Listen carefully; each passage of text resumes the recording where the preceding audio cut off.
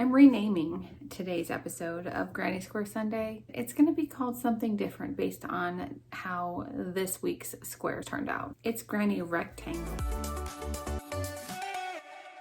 Hey, it's Tammy, Crafty Mompreneur. If you're new, welcome. If you're not, well, welcome back. Today is another episode of Granny Square Sunday, and can you believe we're on episode 18 already? It's crazy how fast time goes when you really are enjoying what you're doing, and I just want to thank you all for being here, for watching my Sunday videos, for watching all my videos. Today is another episode of Granny Square Sunday, where every Sunday I'm just sharing something Granny Square related because I'm normally an amigurumi plushie girl, but I found a love for making granny squares when I started making them using this Granny Square card deck. I found that I really enjoyed it. And while this isn't going to become a Granny Square only channel, it is something that I enjoy and I'm having fun with it. So why not share about it, right? Currently, we are crocheting our way through this modern guide to granny squares.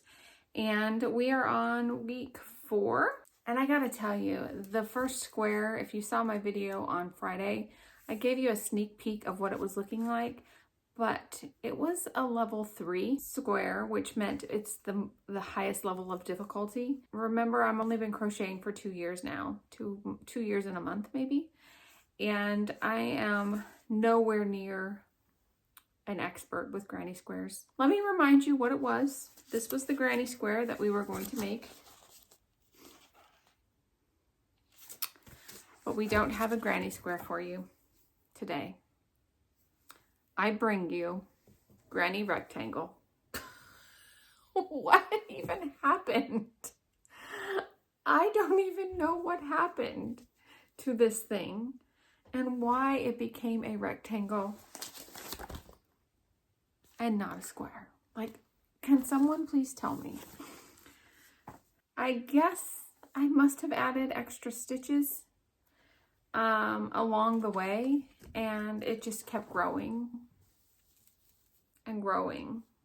And so while it is pretty, it's definitely not a granny square, and it is far from perfect. Let me amuse you, or what's the word I'm looking for? I can't think of the word. I can't think of the word, but let me show you exactly where I went wrong and some of the imperfections to this granny square. We start off strong in the middle, and I'm not sure what was happening there. And then I just couldn't figure out this whole crocheting a square from up and down. I don't even know. So I got holes like here and here and here, all in the beginning. And I'm like, I don't even understand what's going on. By around out here, I think I started to get it. See, even out here towards the end, I still wasn't completely understanding what was going on. And by then I realized it was too far gone to become a square. And this took me a long time this week. It was so frustrating that I really just wanted to throw in the towel on it, for real, because it was hard. And I am not a level 3 granny square maker, which has me terrified to do that other book that we talked about in the beginning of the year, because I was looking through that book and it has a lot of really hard ones. And so I might have to rethink that book if I struggle with these other skill level 3 squares, because this one did me in. And it was challenging, but so in that regard, it was kind of fun. It was hard and it challenged me and it didn't work. But I did figure out what I want to do with it. And so it is going to be used in a project that I will have done next week. But it's lonesome little rectangles project.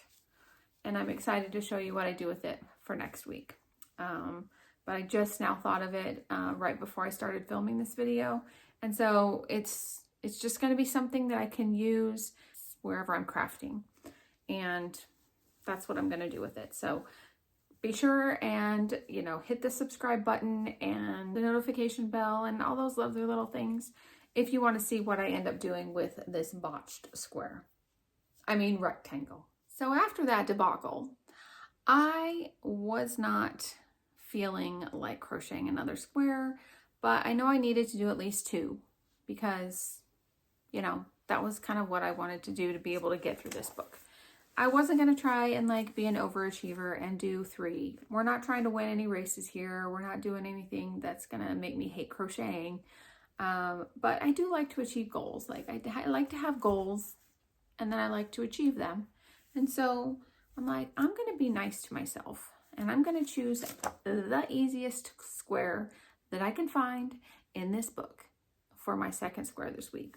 It's called Bright Shimmer, but don't let the name fool you because it's a skill level 1.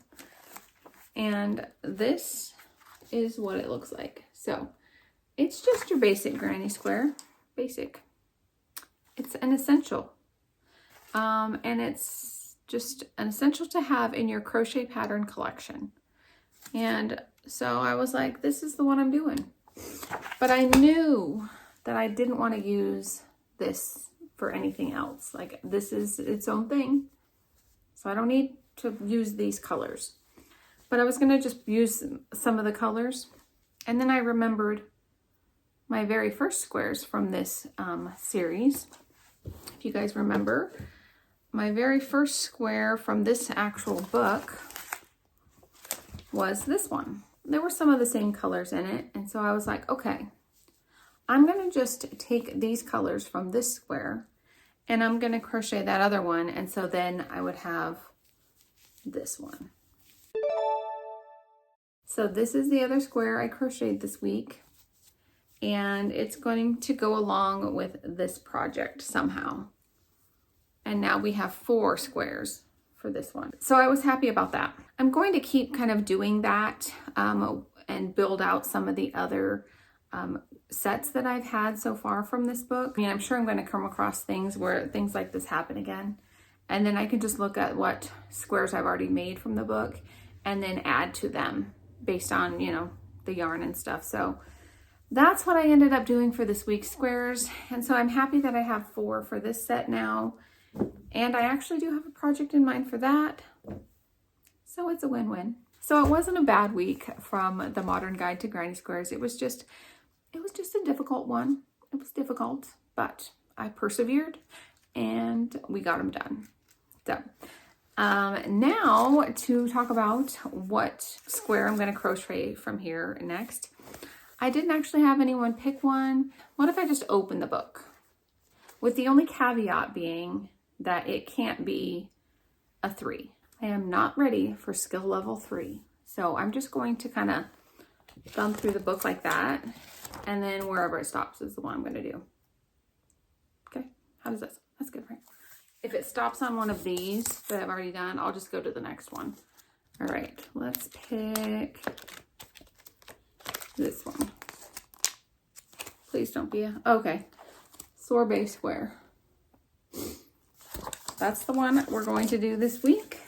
That one's pretty easy, thank goodness. I can handle that one. So that will be week 5. And then I will pick a corresponding one to go along with it. And I think I'll just go through my yarn and pick colors that I already have and surprise you with the colors that I pick for it. Okay, and now the last thing that we are going to talk about is my work in progress bag update. And sadly again, wah, wah, wah, it's still a work in progress, but I have made even more progress where I really feel like I can get it done this week. Because 1, I have an easy square and I'll probably just pick another easy one to go along with it to give myself a break and finish this bag out because I didn't get the ends weaved in and I'm not even really sure if I want to because let me just show you. I mean, it looks done, but it's not. So the first thing that I did is I covered this bottom piece here with fabric and just cut out fabric, and I was going to use fabric glue, but then I decided to just go ahead and hot glue it because it's for me and it's not for sale, and I don't really care about using fabric adhesive because I didn't have any anyway. And so this is just the little bottom piece all finished. Peek at the back side. It's just, you won't see that back side. It doesn't matter what it looks like. So that's done. Then the next part, I cut out the lining stuff, the interfacing, and realized that that really should have been done when I made the lining, and I really wasn't even thinking about that. And I didn't refer back to the place where I found the idea for this bag, so I'm not even sure if it said to line it or whatever. That was a challenge, but I got it done. And then I, just turned down the edge, ironed it, and then pinned it in place. Oh, and I made the handles. I just did random stitches. Like, I didn't really care. I started off trying to do something fancy, and then it didn't work out. And I figured it's just gonna have yarn in it, so if they stretch out, it's okay, right? So I went ahead and I put it all together, and all that's left is weaving in the ends. I feel like I don't need to. Honestly, I don't want to. But let me know what you guys think. Should I weave in the ends or just leave it? Because, I mean, one might poke out occasionally, but for the most part, like, you're not even gonna see them. So I don't know. Would you weave in the ends if you had a bag that was lined and you had a ton of ends just floating around? And if it was just for you, like, would you really weave in the ends? I don't think I'm going to. Because no one's gonna know but me. It's my bag. So there's the inside. And now that's all that's really left is to sew around this. Now, I'm struggling with what to do because I honestly don't think using my sewing machine is an option with this, because I mean, I have a decent sewing machine, but I feel like I need to hand stitch this. But I'm gonna need to go get a bigger needle. I don't think the needles that I have are gonna work with this, and that was probably the only reason why I didn't finish it today, because I didn't have, like, the needles I have are very small. Well, I should be able to get this done this week, and ow, poked me. And then it'll be done. Excited to be able to use it. It's like this close to being done. So that's gonna do it for today's video. I hope that you enjoyed it. If you did, please give it a thumbs up. And don't forget to subscribe, because on Tuesday we're gonna be talking snugglers, because I'm kind of after the Scrappy Bear snuggler and the other ones I've made. I think I'm on a little bit of a snuggler kick. And so I am going to be researching and finding all the best snuggler patterns. Hope that you'll tune in, and as always, thank you so much for watching, and we'll see you in the next video. Bye.